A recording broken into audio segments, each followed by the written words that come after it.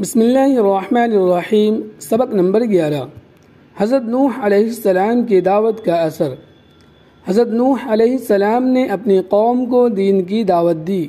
فرمایا کہ اے قوم، بتوں کی پرستش مت کرو، ایک اللہ کی عبادت کرو، اس کے عذاب سے ڈرو اور قیامت کے دن سے خوف کرو جس دن کوئی کسی کے کام نہ آئے گا۔ قوم کے سرداروں نے کہا، ہم تم کو خود گمراہ اور اپنا دشمن سمجھتے ہیں۔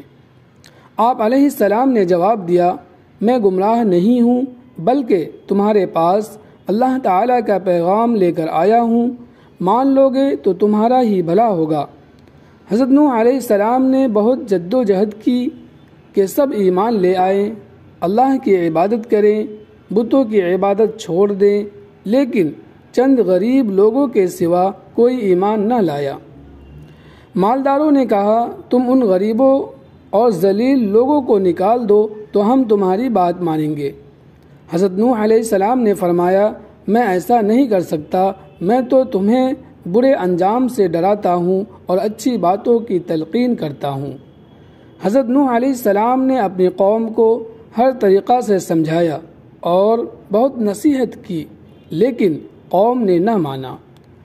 جب حضرت نوح علیہ السلام نصیحت شروع کرتے تو لوگ اپنے کانوں میں انگلیاں ٹھونس لیتے۔